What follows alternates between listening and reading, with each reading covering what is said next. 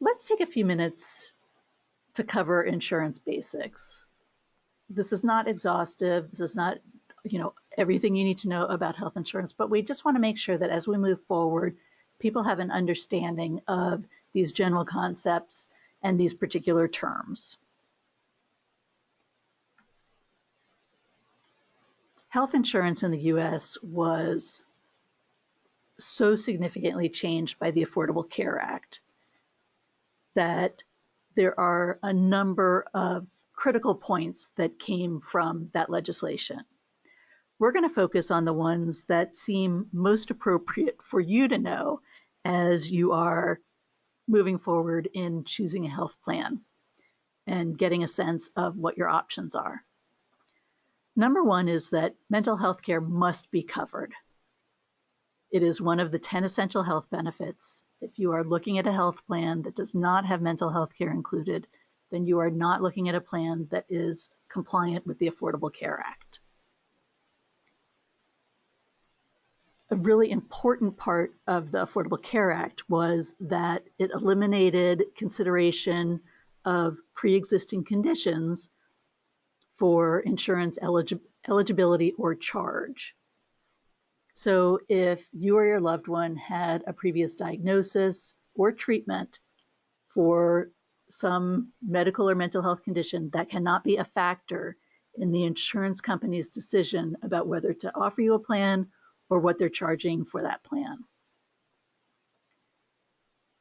There is, in every case, a limit on out-of-pocket spending by the individual or family that is insured. It is made clear ahead of time, and it is an absolute limit on what you could be called upon to spend in any given year from your own resources. Now, it does not include premiums, but we'll get to that in a moment. However, I do want to mention that that limit on spending does not apply to the health insurance company. They are not allowed to impose annual or lifetime limits on coverage.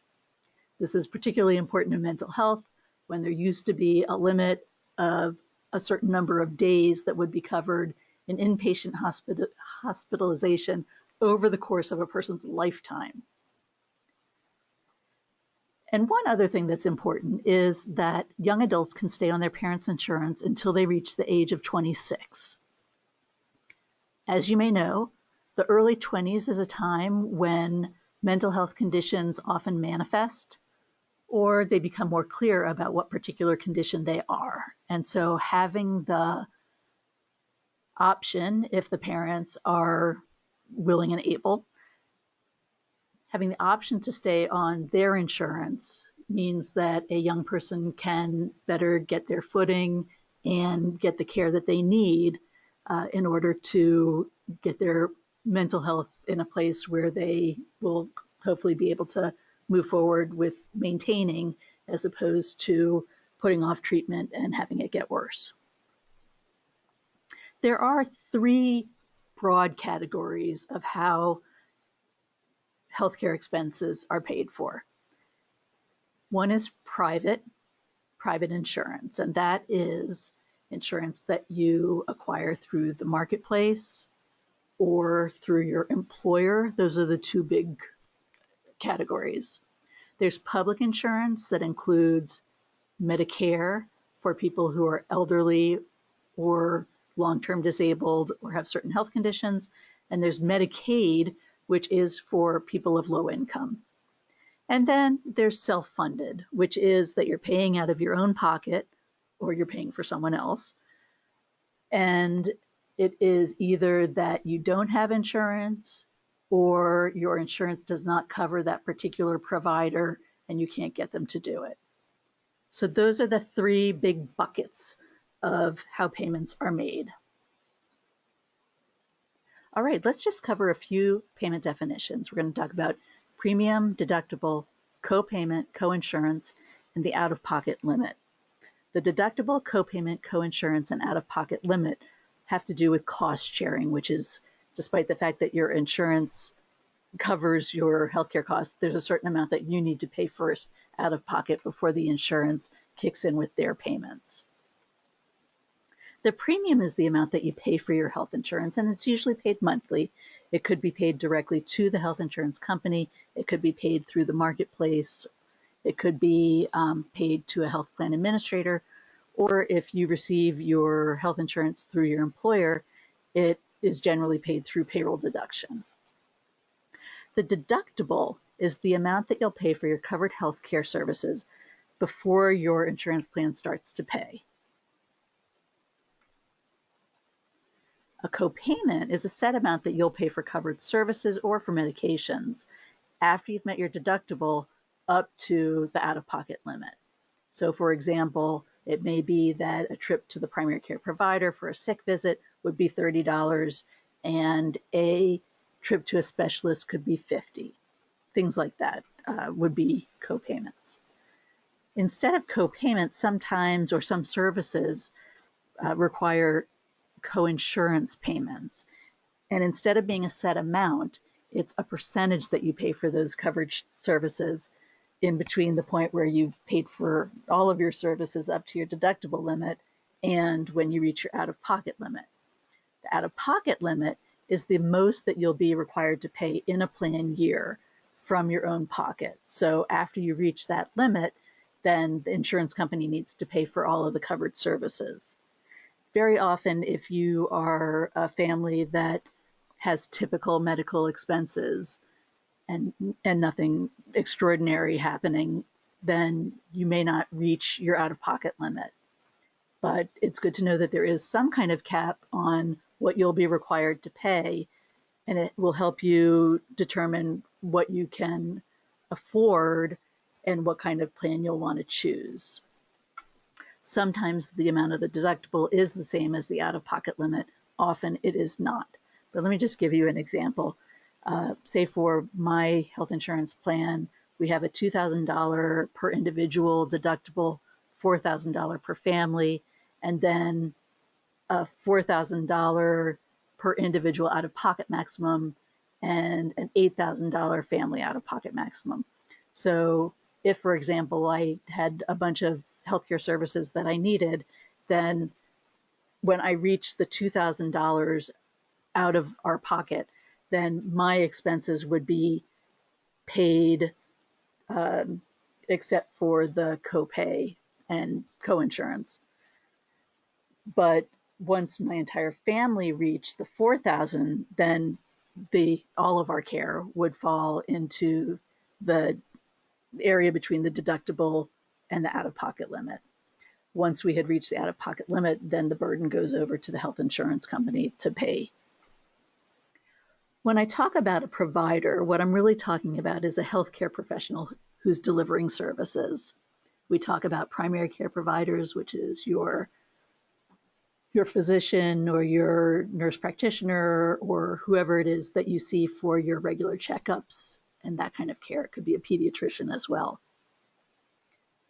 When we talk about someone being in network, it's that the provider has a contract with the insurance company that they'll participate in this plan. They will see the individuals who are, and families who are members of this plan, and they agree to charge certain fees. An out-of-network provider is someone who hasn't made that kind of arrangement with the insurance plan. And so they may not be covered at all under your insurance plan, or they may be covered at a different rate.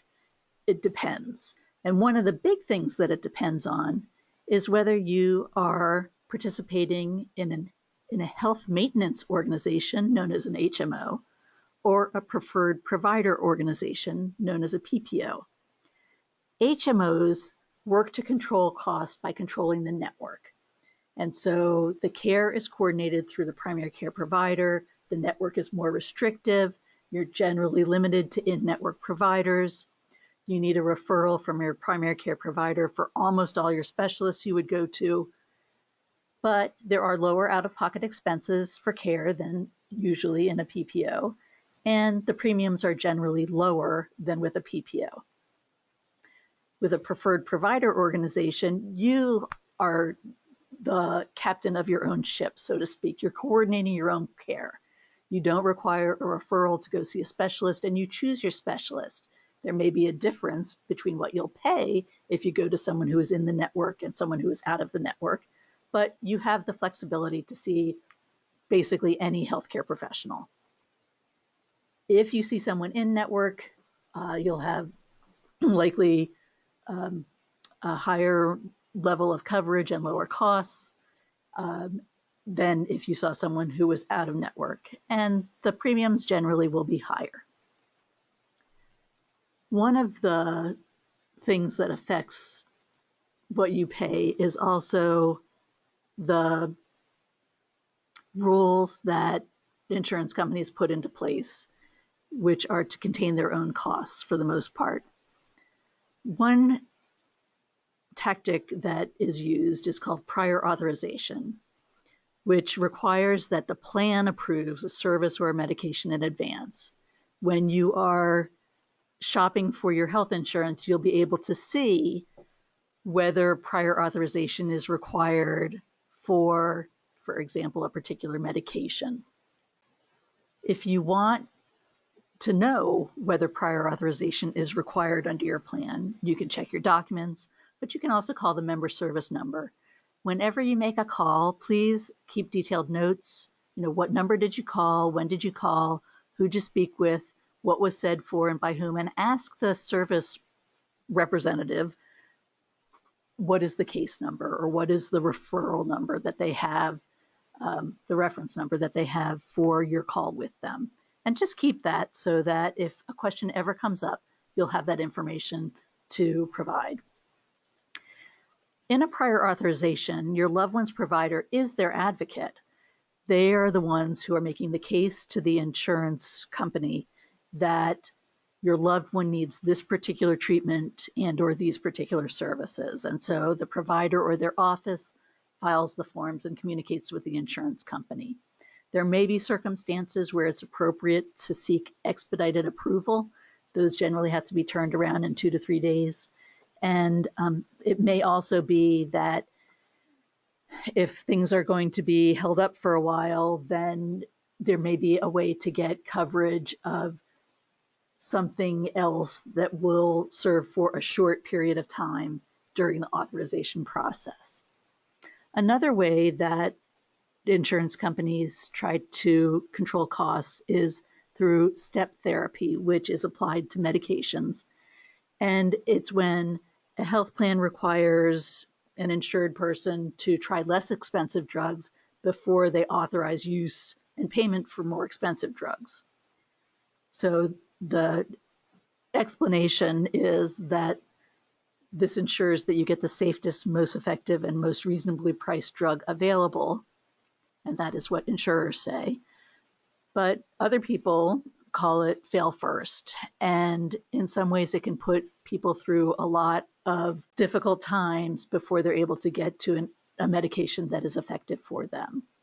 What step therapy requires is that a person take a generic or low-priced medication for a full trial of that and not have the results that are expected or appropriate, and then try the next one before they can get to whichever level the insurance company requires for you to get to the medication that is expensive for them. As we go forward, you'll hear a couple of other definitions, and just when Will speaks, he'll be talking about consumers, and what he's talking about is an individual who is utilizing medical or mental health services. And also you'll hear talk about behavioral health care, which is a larger category than mental health care. It includes services and treatments for addressing mental health conditions and substance use disorders.